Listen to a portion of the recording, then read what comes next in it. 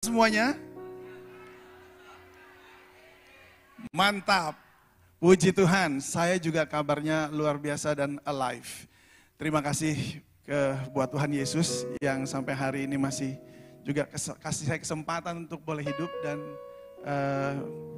melihat anak-anak saya dan istri juga tercinta. Dan juga saudara-saudara semuanya. Nah, Bapak Ibu, saudara-saudari semuanya, hari ini kita bicara soal satu hal yang Tuhan minta kita untuk lakukan, yaitu apa yang Ia juga lakukan. Ya, waktu Dia diutus ke bumi ini, tujuannya adalah salah satunya adalah mati bagi kita menebus dosa kita ya, di kayu salib. Dia menebus dosa kita, menebus dunia ini. Kalau dunia ini mau percaya padanya, maka karya penebusannya berlaku atas orang-orang tersebut. Tetapi kalau dunia menolak Dia dan karya penebusannya, maka keselamatan tidak dapat diterima oleh mereka yang menolak Dia. Sampai hari ini Roh Kudus terus bekerja di seluruh dunia, melembutkan hati setiap orang, supaya mereka mau percaya kepada karya penebusan Yesus, kepada masterpiece-nya Bapa Sorgawi, karya agungnya Dia di atas kayu salib.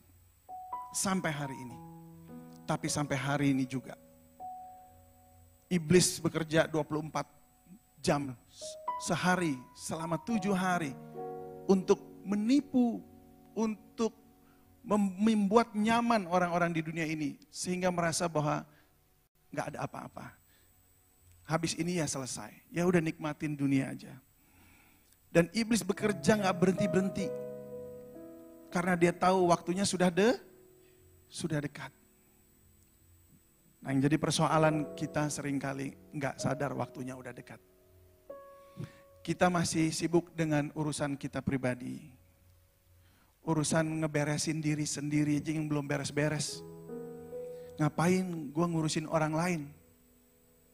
Ngapain ngurusin kerjaan Tuhan? Ini aja belum beres gitu. Nah ini, iblis bisa pakai nih yang kayak begini. Cara berpikirnya. Dia ambil kesempatan ini untuk membuat kita jadinya menjauh dari Tuhan, membuat kita nggak berfungsi sebagaimana kita seharusnya, membuat kita nggak mencapai tujuan kita, nggak membuat kita mencapai goal target yang Tuhan buat dalam hidup kita gitu. Jadi hidup kita setiap minggu hanya datang ke gereja dan pulang lalu kerja, balik lagi minggu datang ke gereja dan pulang lalu kerja lagi, hari Senin dan seterusnya. Dan setiap minggu angkat tangan minta pemulihan. Karena ada persoalan di kantornya, dengan temannya, dengan pacarnya, dengan suami atau istri dan segala macam. Kita disibukkan dengan hal-hal itu saudara. Dibuat kita melenceng dari yang tujuan dan maksud Tuhan. Dia datang di dunia ini. Bapak Ibu, saya ingin ajak kita untuk kembali lagi. Melihat siapa kita sebenarnya. 2 minggu lalu saya sudah share ini di beberapa ibadah, tetapi di sini belum. Saya share sedikit kilas baliknya apa yang saya sampaikan, tetapi kemudian nanti saya akan sampaikan tentang tema hari ini. Siapakah kita, saudara? Kita itu adalah siapa? Eklesianya Tuhan. Ini jenis makanan apa? Ini saya mau kasih tahu Bapak Ibu. Di Matius 16 ayat 18, mari kita buka. Matius 16 ayat 18, dijelaskan siapa itu kita. Yang jelasin adalah Tuhan Yesus sendiri. Mari kita buka. Matius 16 ayat 18. Dan aku pun berkata kepadamu, engkau adalah Petrus dan di atas batu karang ini, aku akan mendirikan jemaatku. Jemaatku. Dalam bahasa Yunaninya disebut sebagai eklesia. Kalau sekarang orang Indonesia pakai kata gereja. Tapi gereja itu dari bahasa Portugis karena Portugis membawa kekristenan juga ke sini. artinya gedung tempat beribadahnya orang Kristen, itu gereja. Tetapi Tuhan bilang, aku akan mendirikan eklesiaku. Dan Bapak Ibu tahu, eklesia yang sesungguhnya dan sebenarnya itu merupakan suatu badan organisasi terbesar di dunia dan terkuat di dunia. Melampaui semua badan organisasi yang lain yang ada di dunia ini. Apakah itu PBB, NATO, WHO, yang ada dalam PBB juga. Dan semua yang lainnya. Tidak ada yang mampu menghadapi atau menandingi eklesianya Tuhan. Kenapa? Karena berikutnya. Dan alam maut tidak akan menguasainya. Cuman satu yang bilang.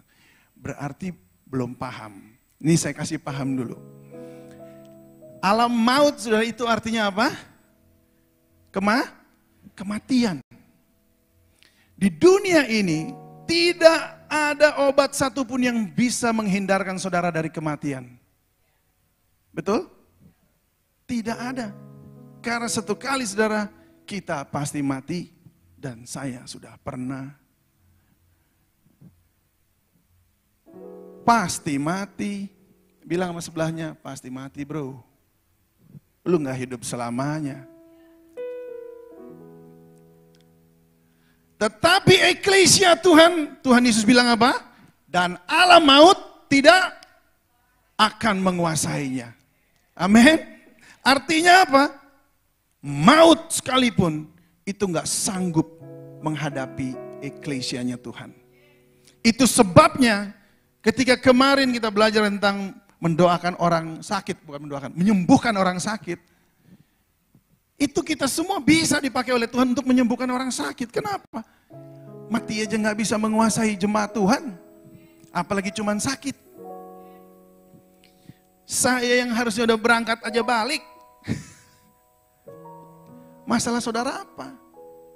Masalah Bapak Ibu apa? Kalau Bapak Ibu belum pernah mati, Bapak Ibu gak akan bisa menghargai yang namanya kehidupannya. Yang Tuhan kasih. Karena kita seringkali, karena kita belum ngalamin, belum kehilangan, maka kita gak menghargai apapun. Yang kemudian kita selalu mengeluh setiap hari. Selalu mengeluh. Tuhan kenapa hidup gua begini? Aduh Tuhan kenapa ya kok dia lebih kaya dari I? Kerjanya sama-sama keras. Tapi kenapa kok dia lebih, dia gak percaya Tuhan, tapi kok dia lebih diberkati tuh kayaknya. Dia gak kenal Yesus, tapi kok kayaknya, hebat. Ukurannya udah salah nih. Ya. Ukurannya aja salah itu, ngelihat diberkatinya dari kekayaan. Ya udah error, bilang jangan error bro. Ya, jadi, Bapak Ibu seringkali kita melihat seperti itu caranya. Kita mengeluh, complaining dan menghilangkan sukacita kita. Menghilangkan damai sejahtera yang Tuhan kasih. Dan menghilangkan suatu keadaan di mana Tuhan sudah begitu mengasihi kita. Suatu kenyataan bahwa Tuhan memberi hidupnya buat kita. Kita hilangin dengan apa? Complaining. Dengan mengeluh. Dengan mikirin diri sendiri setiap hari. Cuma memperkaya diri, gimana caranya saya bisa lebih kaya dari yang lain. Percayalah, waktu saya game over, yang nggak ada yang saya bawa itu barang. Itu akhirnya juga harus turun kan ke anak-anak. Dan apa yang bisa dibanggakan kalau sudah selesai, saudara? Nggak ada, saudara, kecuali sesuatu yang kekal. Nanti saya akan cerita apa yang kekal setelah saudara kita baca semua ini. Nah saudaraku, Bapak Ibu semua, alam maut tidak akan menguasai eklesia Tuhan. Kalau Anda betul-betul eklesianya Tuhan. Amin.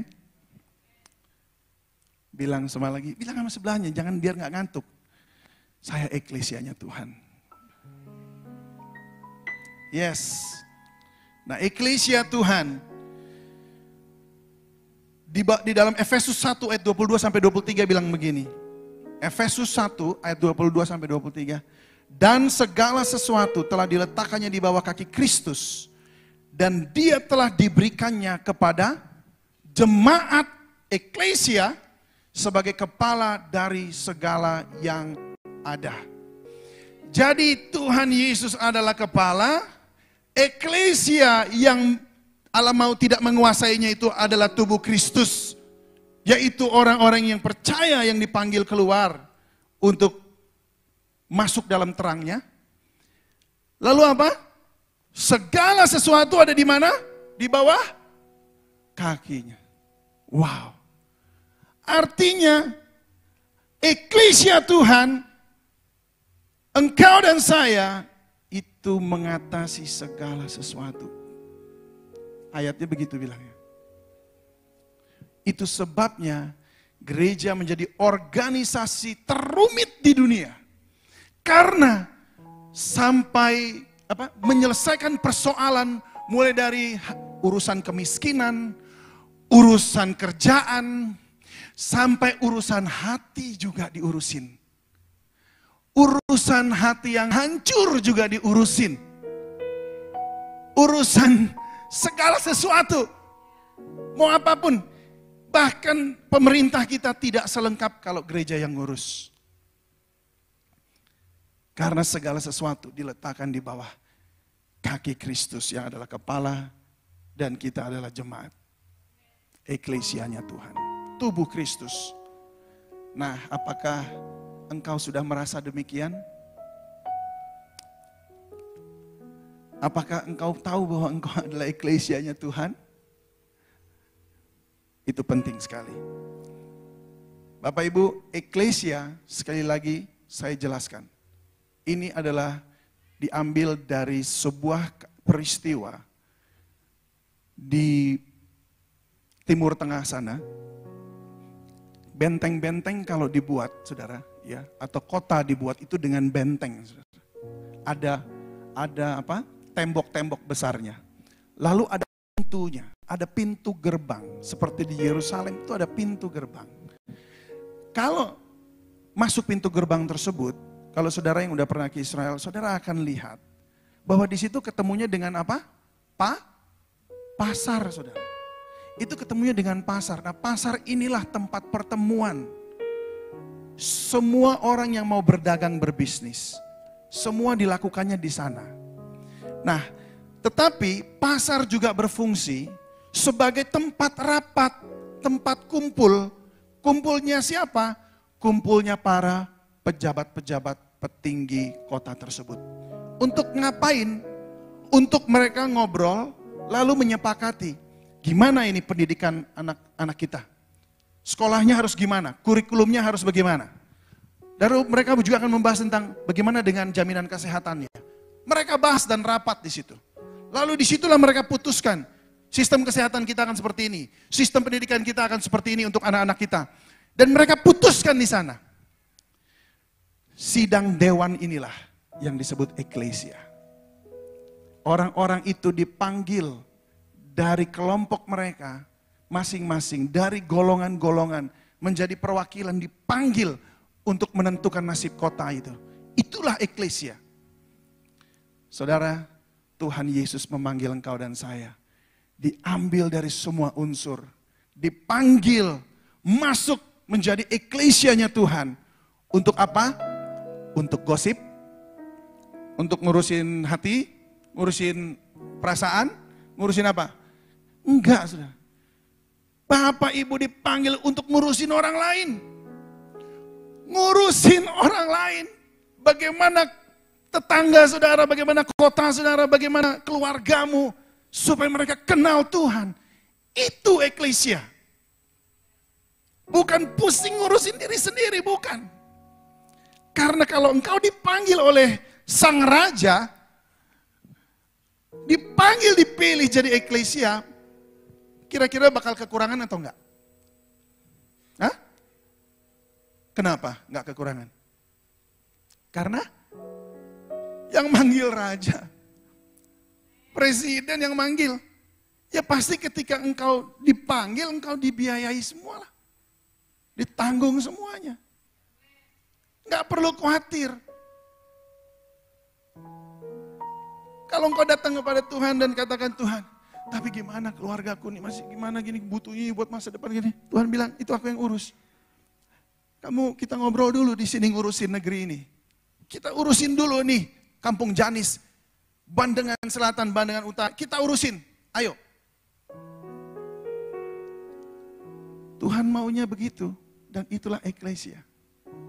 Karena firman Tuhan sendiri yang bilang, aku akan mendirikan eklesiaku. Bukan yang lain. Amin. Jadi hari ini Bapak Ibu, pastikan engkau tahu bahwa engkau adalah eklesianya Tuhan. Engkau nggak dipanggil cuma untuk duduk diam, dengar firman lalu pulang nggak ngapa-ngapain. Enggak.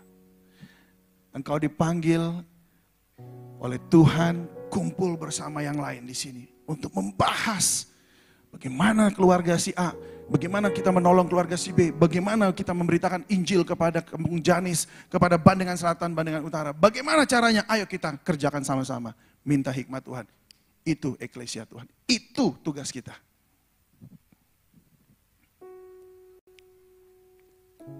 Terus kerjaan saya gimana? Ditinggal dong. Tuh. Ya, enggak gitu kali maksudnya kan. Kerjaannya dikerjakan. Karena Anda kan harus juga membiayai pekerjaan Tuhan. Kita semuanya. Paulus juga melakukan hal yang sama. Dia pergi dan dia bekerja dengan sungguh-sungguh membuat tenda untuk membiayai pekerjaan Tuhan yang memang Tuhan percayakan kepada dia. Bekerja dengan sungguh-sungguh. Bukan meminjam dengan sungguh-sungguh. Bukan berhutang dengan sungguh-sungguh. Bukan, saudara. Saudara dipanggil itu untuk memberi, saudara. Dipanggil untuk bekerja, menghasilkan, berlipat kali ganda untuk memberi. Katakan, memberi. Bukan hutang. Sedikit banget yang ngomong. Sekali lagi, bukan berhutang. Tapi memberi, saudara. Amin. Karena berhutang seringkali itu menghancurkan komunitas, saudara. Ngutang apalagi sama teman-teman satu komunitas ini, itu menghancurkan komunitas, menghancurkan kesatuan. Lama-lama nanti ada perpecahan dan ada sakit hati. Kenapa? Dia kagak bayar. Udah janji minggu depan gue datang minggunya, enggak bayar juga. Ngilang lagi orangnya habis itu nggak datang juga ke gereja. Kenapa? Karena aduh nggak bisa bayar nih gitu. Ya.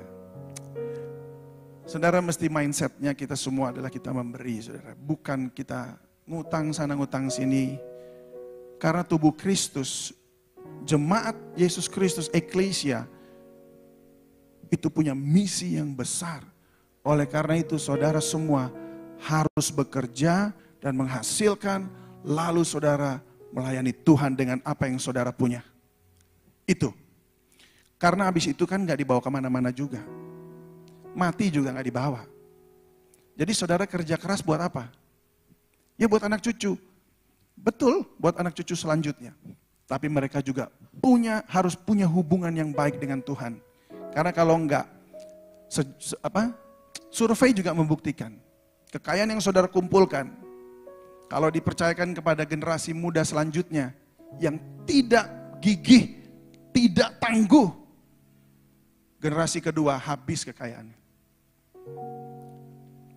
Jadi kita harus drill anak-anak kita untuk mampu mengelola uang dengan baik, mampu bekerja dengan sungguh-sungguh. Hidup dalam kasih karunia dan anugerah, dan itu artinya bekerja dengan sungguh-sungguh. Bukan diem aja. Pasti besok datang tuh duitnya. Gua hidup dalam kasih karunia dan anugerah Tuhan. Pasti datang tuh duit. Kagak datang saudara, saya kasih tahu. Yang pasti datang adalah ketika kita melangkah, kita maju. Mujizat demi mujizat itu terjadi. Engkau akan kaget-kaget. Karena itulah kasih karunia dan anugerah. Bapak Ibu, saya langsung lagi ya.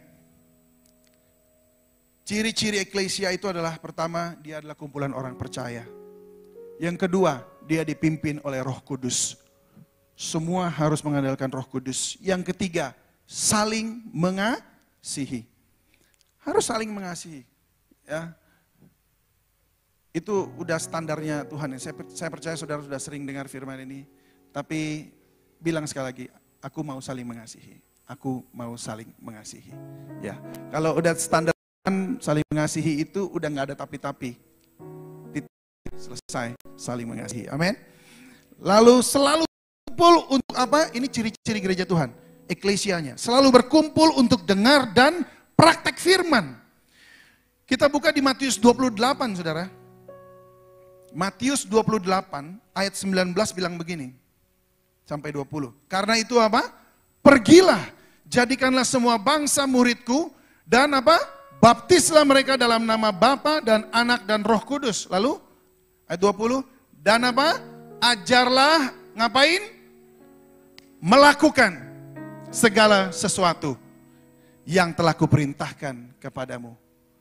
Ajar untuk lakukan, bukan ajar untuk merenungkan.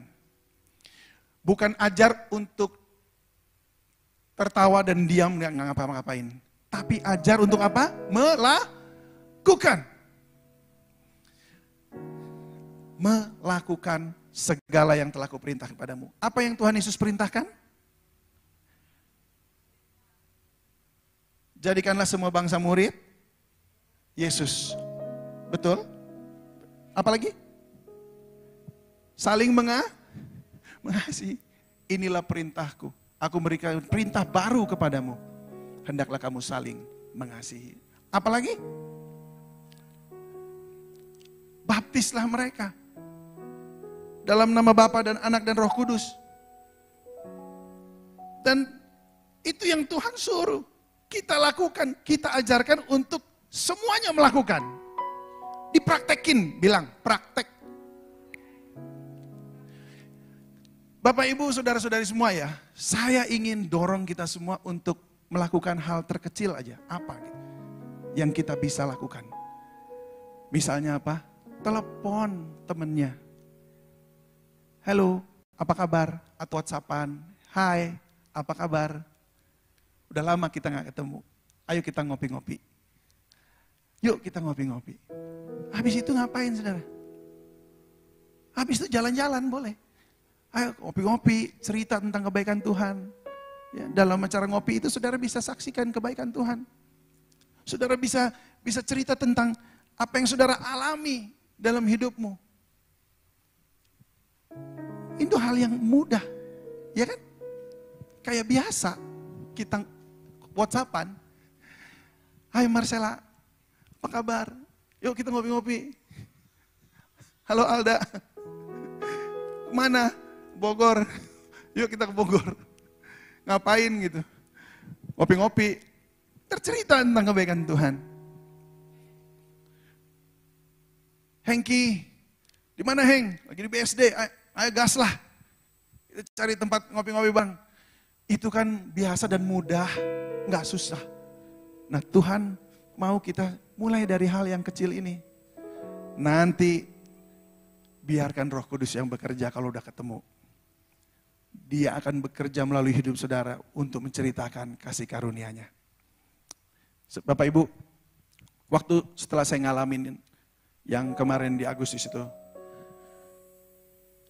setiap kali ketemu orang yang saya baru kenal, saya ceritain tentang Tuhan Yesus.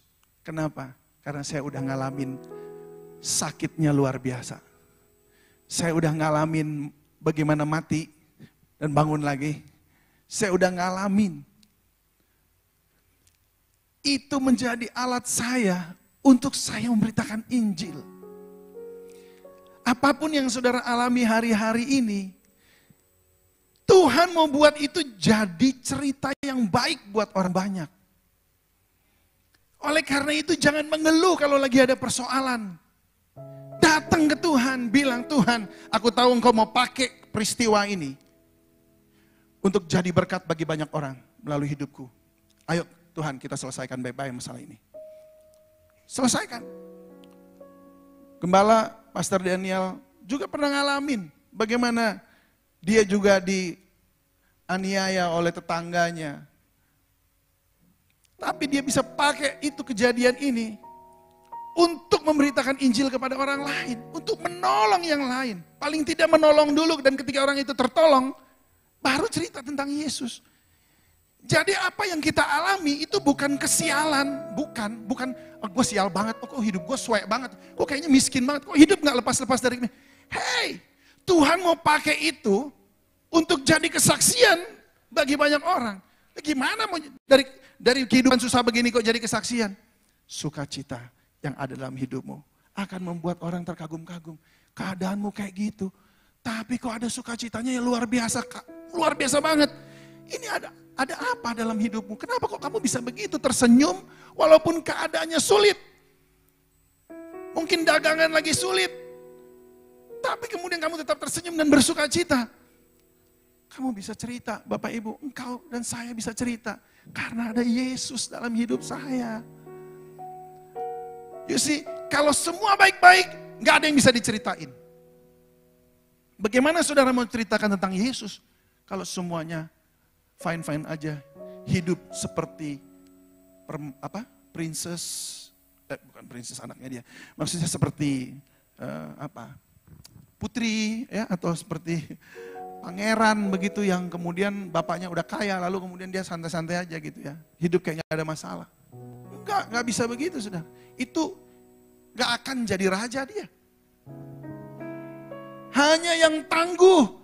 Karena rajanya pasti akan menguji anaknya. Setangguh apa dia untuk dia bisa memimpin negeri ini. Pasti. Dan kita juga akan dilatih oleh Tuhan. Dengan semua persoalan yang kita hadapi, yang kita alami. Dilatih supaya kita jadi tangguh. Bukan tangguhnya jadi dingin sama orang, jadi kayaknya benci atau gua gak mau lagi deket sama dia. Bukan, justru kita menyangkal diri kita, memikul salib dengan mengatakan enggak, walaupun dia nyakitin gua, tapi gua tetap mengasihi dia. Itu namanya menyangkal diri. Walaupun di rumahnya jauh, ayo mesti besuk ke sana, hajar, besuk aja. Ya pagi. Pastor Agin yang sering mengatakan, udah semua kota mungkin dibelah sama dia. Ya, membesuk jauh. Menyalipkan dirinya untuk apa? Untuk sebenarnya nyaman, bisa di rumah dengan istrinya jalan-jalan. Tapi dia besuk, saudara.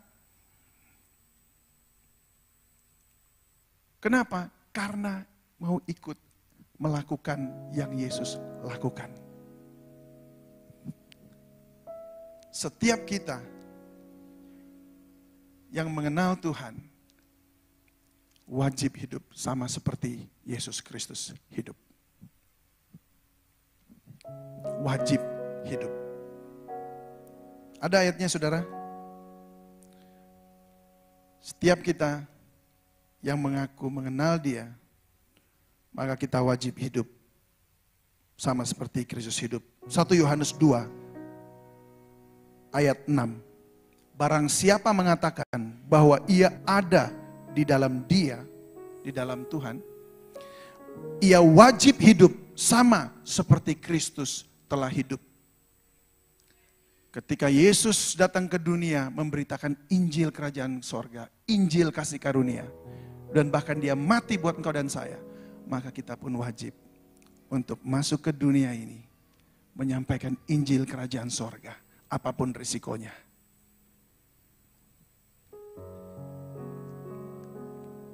Inilah tandanya bahwa kita mengenal Bapa. Tapi kalau kita masih hidup dengan diri kita sendiri, saudara paham ya maksudnya? Engkau belum tentu ada di dalam Dia. Karena hanya orang yang ada di dalam Dia itu yang akan hidup seperti Kristus hidup. Hari ini, mari putuskan untuk menerima kasih karunia itu, anugerah itu. Putuskan untuk hidup dalam Kristus. Hidup sesuai dengan firman-Nya dan melakukan segala sesuatu yang Tuhan sudah perintahkan kepada kita. Lakukan tanpa ada komplain. Dan Bapak Ibu akan lihat, hidupmu yang sekarang akan berbeda dibanding hidupmu mungkin 6 bulan lagi atau 1 tahun lagi. Saya melihat itu di Homesel saya. 1 tahun yang lalu, beberapa dari mereka hidupnya berbeda dengan tahun yang sekarang. Mereka lebih cepat mengampuni, lebih cepat memaafkan, bahkan lebih murah hati sekarang. Walaupun keadaan mereka dalam keuangan enggak mendadak kaya gitu, enggak. Mereka bahkan bekerja, berjuang.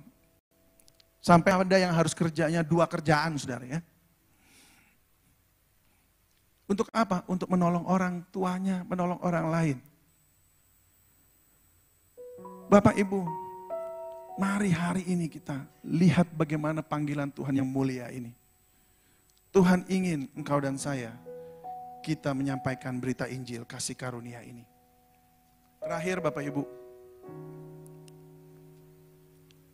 cerita apa di dunia ini yang dari zaman Adam dan Hawa sampai hari ini, itu nggak pernah habis episodenya. Cerita tentang apa? Cerita tentang?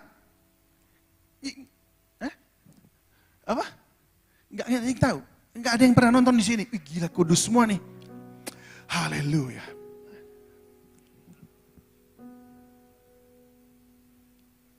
Biarlah cinta di hatiku terus menyala di dalamku,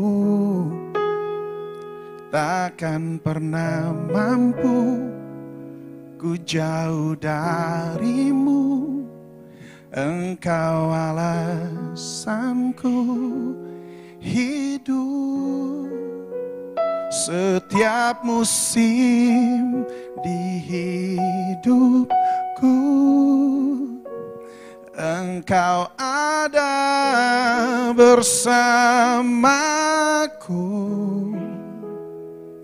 memberi kekuatan, memberi pengharapan, engkau segalanya bagiku. Cerita tentang apa? Cerita cinta. Dari zaman dulu sampai hari ini, cerita tentang cinta gak akan pernah selesai. Bahkan sampai Tuhan Yesus datang. Kenapa? Karena cinta atau kasih itu adalah Allah sendiri yang membungkus seluruh alam semesta ini. Cerita tentang Dia tidak akan pernah selesai.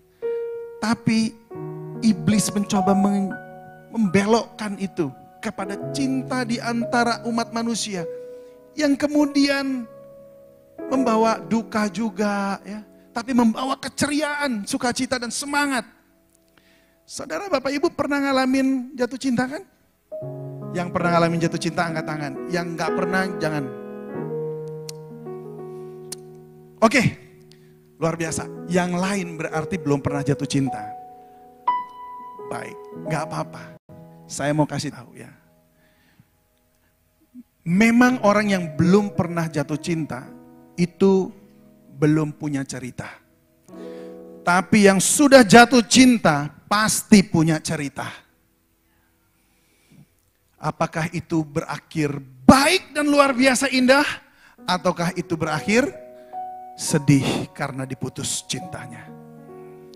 Oh, sakitnya di sini. Tetapi itu adalah cerita tentang cinta.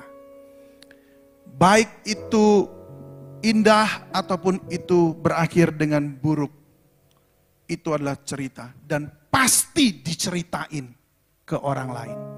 Pasti. Ketika ada anak Homesel yang datang ke saya, dia jatuh cinta berbinar-binar matanya, dia cerita dari jam 4 sore sampai jam 12 malam. Enggak selesai-selesai bahasnya, itu aja. Mata saya dari menyala sampai harus pakai plester di sini. Harus dengerin dan dengarkan terus cerita tentang cinta tersebut. Dan amazing, ada tenaga yang luar biasa, nggak habis-habis. Ada power yang gede banget. terlalu besar, nggak bisa di-contain, dibilang oke sabar aja dulu, sabar ya, tenang ya, sans aja dulu, tenang. Nggak bisa juga tuh diterobos, biar hajar. Saya bilang oke, ya udahlah, gas dulu deh, ntar lihat gimana hasilnya. Karena apa? Karena ada tenaga yang besar yang mendorong itu dari cinta.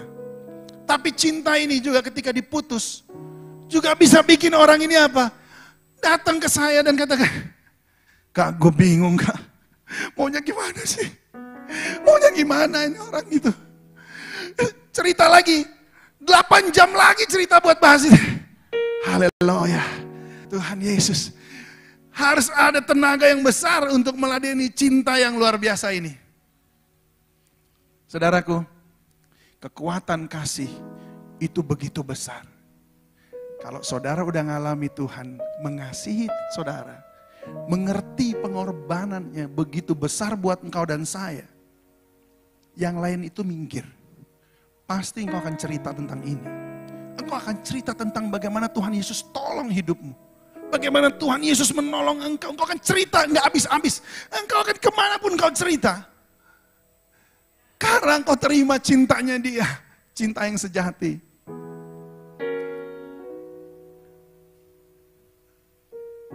Saya mau kasih lihat beberapa video, ya. Bagaimana orang-orang yang di luar sana mereka memberitakan Injil buat Tuhan. Ini dia videonya. Yang pertama,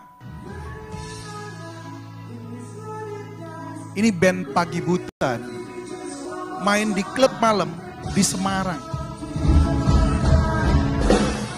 Coba digedein.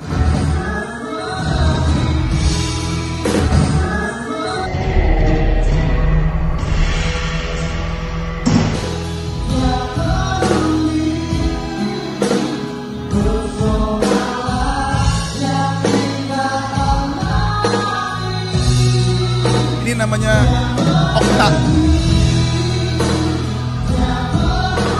Dia anak Tuhan di situ. Mainnya lagunya namanya Mess Up ya. Dipotong-potong buat kasih kesaksian lagu-lagu seperti ini.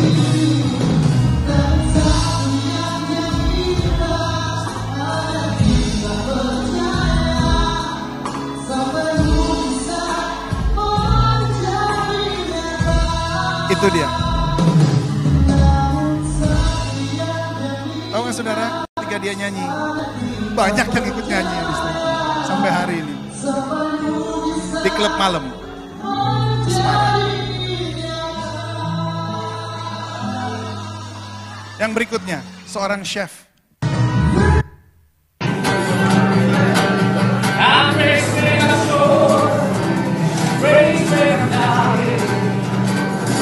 Kalau saudara udah cinta Tuhan, ngapain aja saudara akan cerita tentang Tuhan.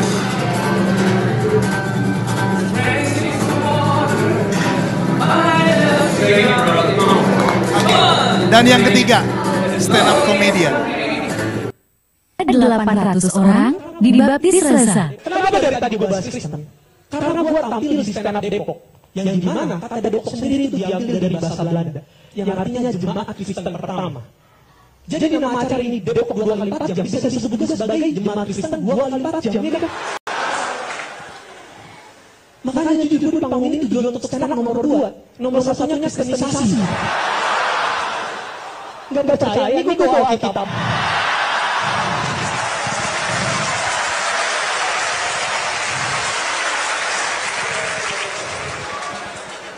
Teman-teman, mari kita baca Yohanes 14 ayat 2. Ayat 6 maksud saya ya. Jawab Yesus kepadanya, Akulah jalan dan kebenaran dan hidup. Tidak ada seorang pun yang dapat menuju surga tanpa melalui aku. Haleluya, amin. Dan karena lu udah dengar khotbahnya, lu udah dengar khotbahnya kan? Dan lu udah dapat kata Kristen. Jadi daripada kamu di sini aja. Dan nama Bapa, Putra dan Roh Kudus kagetkan kamu melantiskan dan kagetkan kedua lagi Bapak Saudara atas orang Indonesia. Oke, thank you. Tepuk tangan dong saudara. Bapak Ibu, kalau saudara udah cinta Tuhan, apa aja saudara bisa dipakai untuk menceritakan kebaikan Tuhan, amin. Jangan diem aja. lakukan sesuatu. Tuhan bilang untuk suruh kerjakan, lakukan. Amin. Ya, itu tadi yang Okta juga nyanyi, itu sampai hari ini sangat dikenal. Anda bisa lihat di gara-gara itu dia jadi terkenal, saudara. Ya, chef itu juga termasuk. Dan yang ini juga termasuk. Nah, saudaraku, beritakan Injil dengan cerita saudara. Sampaikan tentang kasih Tuhan. Ya, jangan berhenti sampai engkau puas untuk cuman datang ke gereja dan dengar firman. Tapi mari kita lakukan amanat agung Tuhan. Jadikan semua bangsa murid Kristus Yesus. Baptis mereka dalam nama Bapa, Anak, dan Roh Kudus. Ketika dia datang, kita bisa bangga di dalam dia. Tuhan, ini jiwa-jiwa yang sudah pernah aku layani. Amin. Karena duit nggak nyampe di sana, saudara. Jadi saudara nggak bisa bilang, Tuhan ini duit persembahan yang aku mau kasih. Enggak. Yang ngasihnya memang di sini. Yang nerima memang di sini. Tapi waktu di atas sana, itu adalah jiwa-jiwa. Itu akan jadi mahkota saudara di hadapan Bapa Sorgawi. Itulah kekayaan saudara di hadapan Bapa Sorgawi. Jiwa-jiwa. Mari kita pejamkan mata kita.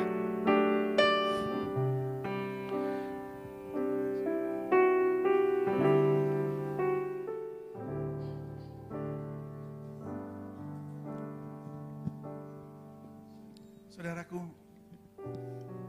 hari ini ketika engkau berkata bahwa iya ya, aku udah punya cerita tentang cintanya Tuhan kepadaku. Aku mau Tuhan, mau ceritain. Aku mau. Tolong aku Tuhan untuk menceritakan kabar baik ini.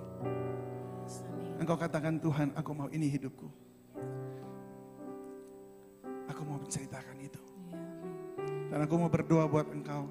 Saya katakan mulai dari hari ini, pergilah, ceritakanlah itu kepada semua orang. Cerita tentang cinta Yesus kepada hidupmu di dalam masa sukar maupun masa suka. Ceritakan semuanya supaya mereka tahu ada Yesus yang menolong hidupmu. Dan buat engkau yang belum pernah merasakan, memiliki cerita tentang cintanya Yesus, kasihnya, hari ini kita akan merayakannya dengan perjamuan kudus. Kita akan mengingatnya kembali. Kita akan mengenang perbuatan Dia yang hebat buat engkau dan saya. Supaya engkau diselamatkan. Supaya engkau mengerti dan mengenal akan kasih-Nya yang besar. Hari ini buka hatimu. Supaya engkau mengalami kasih dan cintanya lagi. Supaya engkau menyala-nyala buat Tuhan. Amin. Saya mau ajak saudara untuk bangkit berdiri. Dan kalau engkau orang yang engkau katakan, Tuhan aku mau mengalami Tuhan, mengalami cintamu. Dan aku mau menceritakan kepada semua orang. Engkau orang yang engkau bangkit berdiri. Dan kita nyanyikan lagu ini. Biarlah cinta di hatiku terus menyala di dalamku. Takkan pernah mampu ku jauh darimu. Engkau alasan ku hidup. Setiap musim hidupku engkau ada bersamaku. Memberi kekuatan, memberi pengharapan.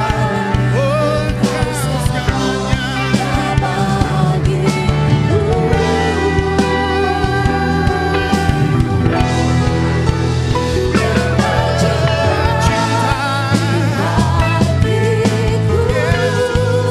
Cintamu menyala sekarang di dalam hidup kami semua, Tuhan. Takkan pernah mampu ku jauh sebab Engkau alasan aku hidup. Setiap musim hidupku